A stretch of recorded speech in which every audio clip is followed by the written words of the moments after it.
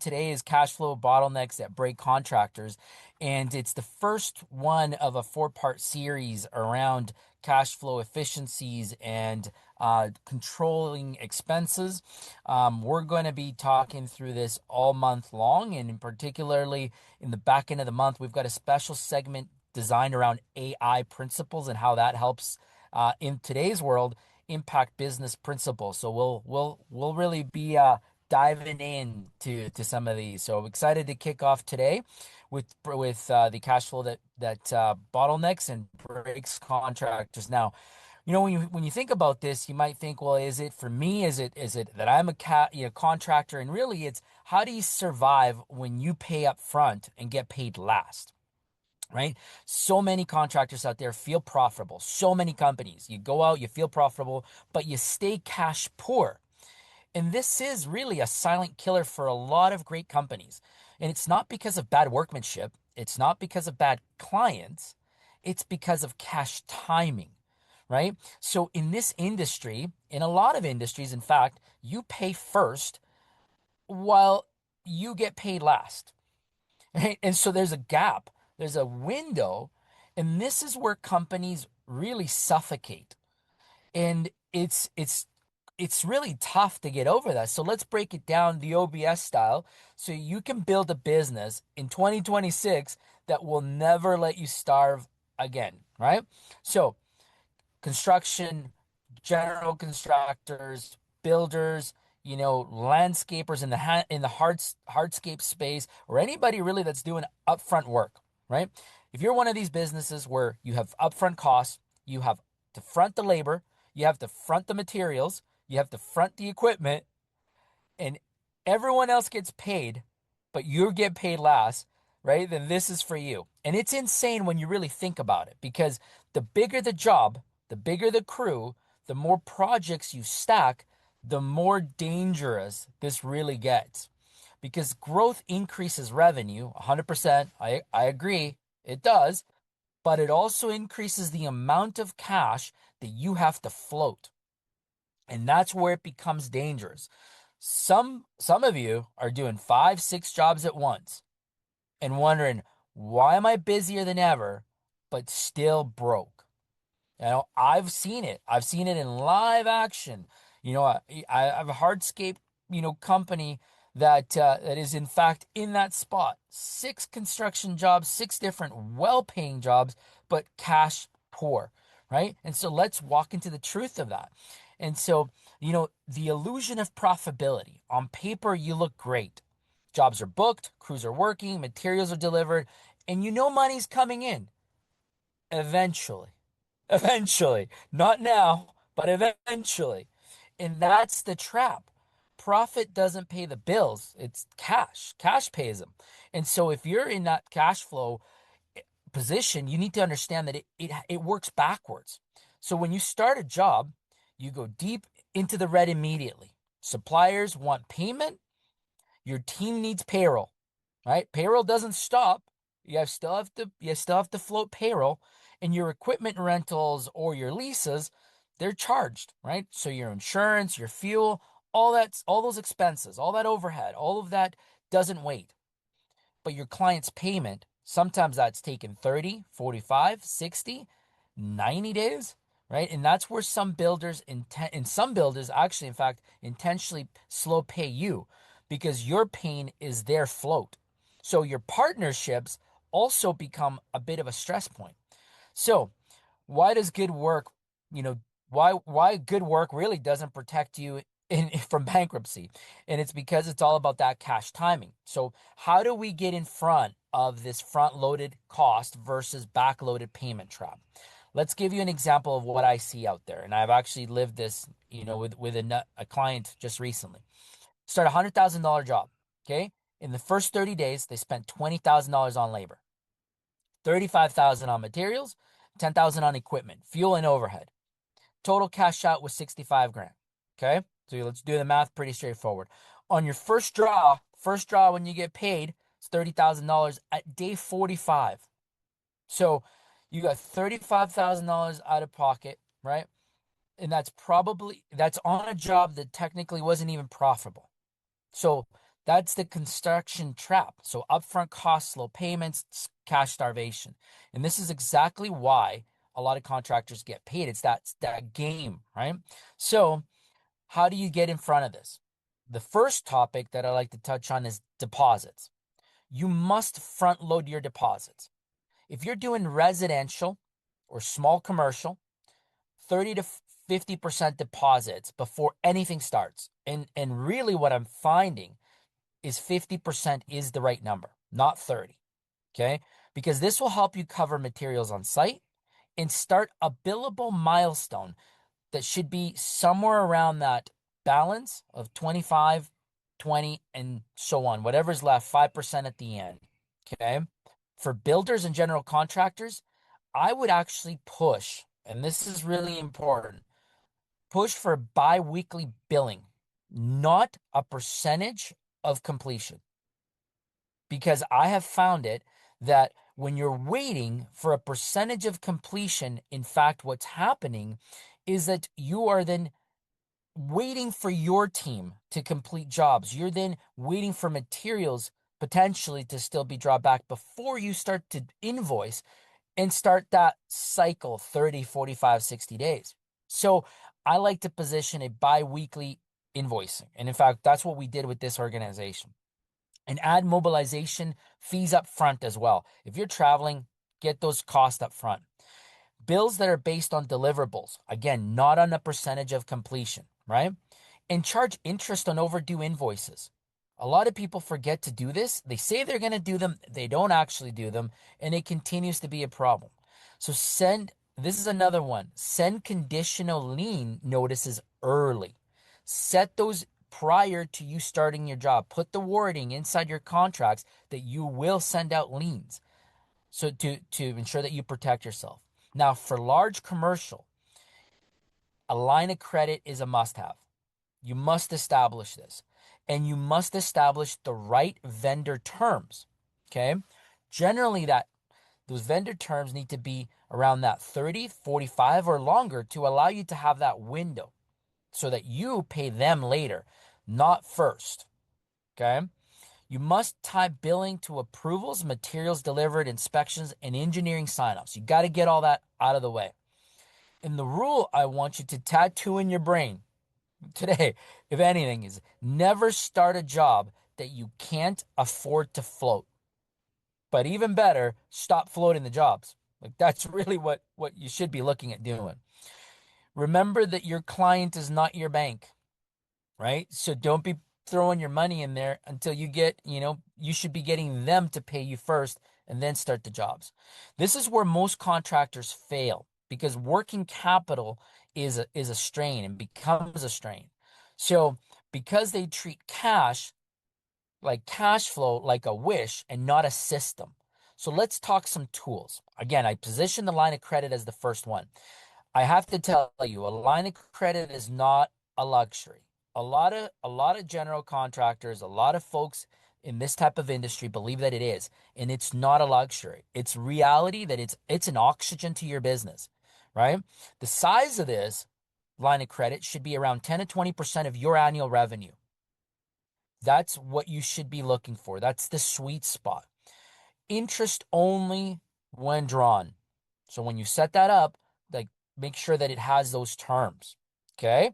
Interest only when drawn.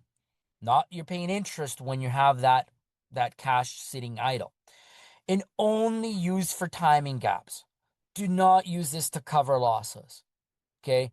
Do not go into the paycheck to paycheck rule or payday to payday loan rule. This is really important for your line of credit. If you do not have a line of credit, you're running a business really blindfolded. That's the way that I like to think about it, is because you just don't know where you're going to step or what landmine, what pothole you're going to step into next. The next tool that I encourage everyone to have, and this one's huge, is vendor credit terms. 30, 45 days. You have to have these.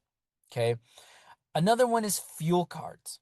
Important that you have specific fuel cards.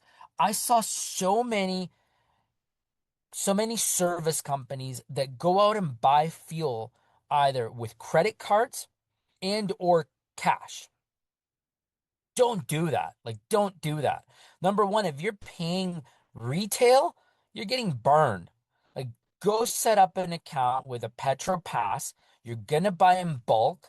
You're gonna get terms that are gonna give you 45, 60 days. And that leaves you some time before you have to pay that fuel bill.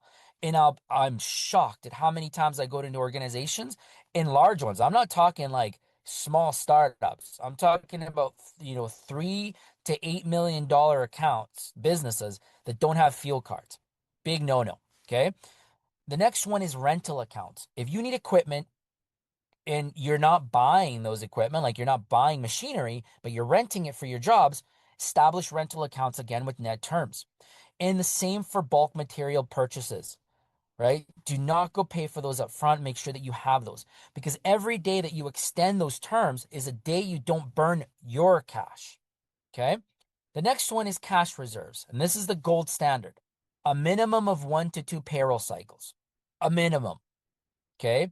Target 5 to 10% of your annual revenue saved. You want to make sure you have some savings to cover this.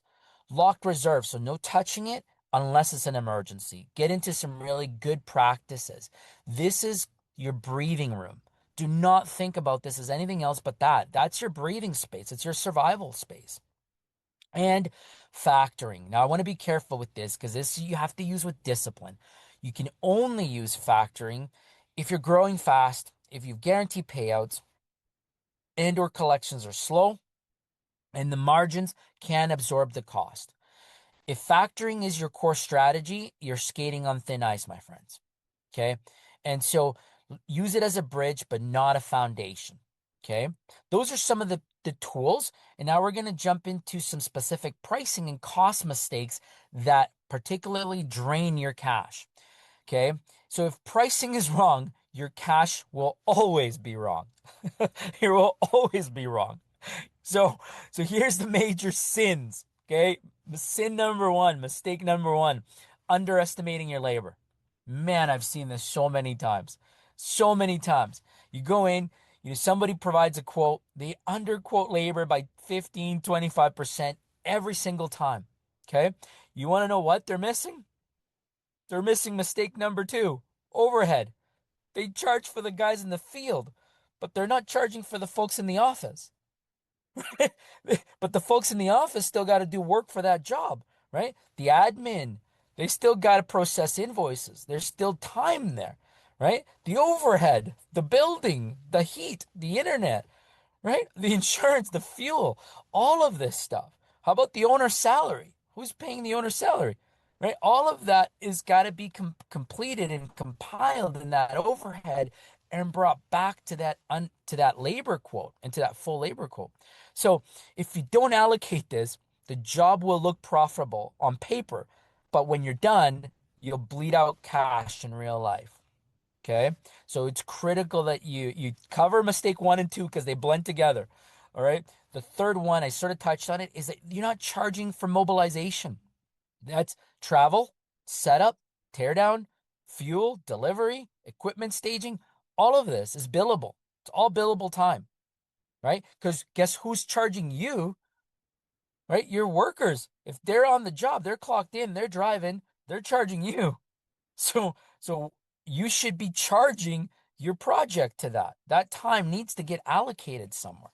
So if you don't look at those and you forget about them, those eat up cash like crazy. They will go through, they will burn your cash quick. So always look for travel, setup, teardowns, delivery. Those are the critical ones that you look through. Mistake number four, change orders. And we've heard this in calls here before, but change orders is a nasty one. And this could even be applied to like projects, IT projects like Tyler's involved in, because if someone comes back to you and they start changing things after you've already had a quote and a cost set in mind, that one's going to be tricky too, because that is another one of those killers that destroys your cash flow because it's unbilled. And if you did the extra work without signing a contract agreement and understanding of what that scope is, man, you just lit your cash on fire. I just had a business owner tell me the other day that they had a change order that escalated from a startup job that was $10,000. And by the time they were done, it was a $60,000 job. $50,000 on change orders. Guess what's being disputed right now? Guess who fronted all that labor and material, right? It's insane. So change orders is a big one. Okay. Keep that one. Like you got to invoice it, you got to collect, treat it as if it's a different contract, get a deposit, set the terms, make sure you establish your grounds of or rules of engagement for that extra work before you start to do it. Okay? And mistake number 5 is doing work before deposits hit. So this one will break your company. So rule number, whatever you want to call it, but it's you can't break this one, is no materials ordered until deposits land in your bank account.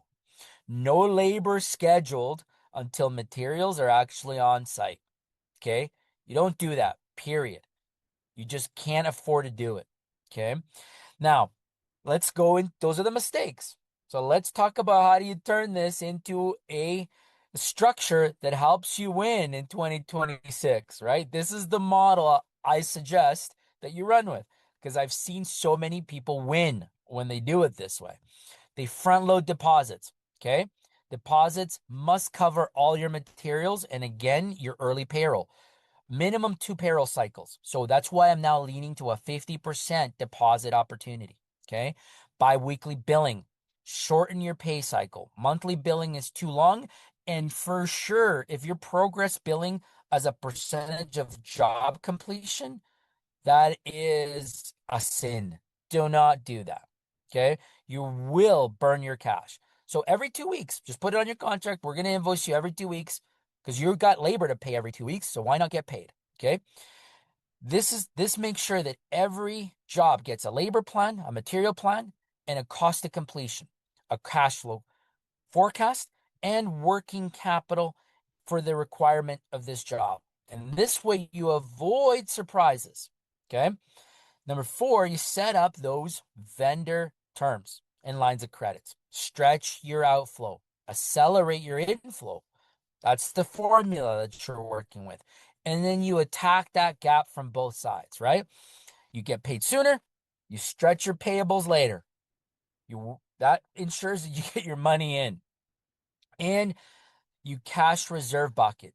If you're in one of these type of companies without reserves, this is a company living on pure faith. Now, I'm a man of faith, but I can tell you, I wouldn't do business on faith. Okay. So you need to make sure you establish yourself correctly because hope is not a financial strategy. So let's make sure that you set yourself up right for this. Now, step into a weekly cash huddle. And I talk about huddles a lot, but this is an OBS 101. Every week, you review your cash in, your cash out, your upcoming draws, and any problem jobs, anything that's got to do with overdue invoices and payroll requirements, because cash clarity equals leadership clarity and cash control. Okay. Stop doing unfunded work. No more starting jobs without money.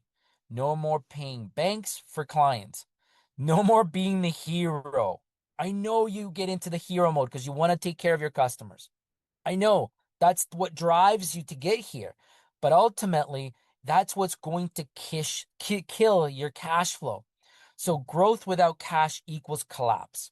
Okay. So the truth is, most contractors don't fail from bad workmanship. They fail from bad cash discipline. And this industry will punish people who don't manage timing, structure, and risk. And that's not just in general contractors. This is in a lot of businesses.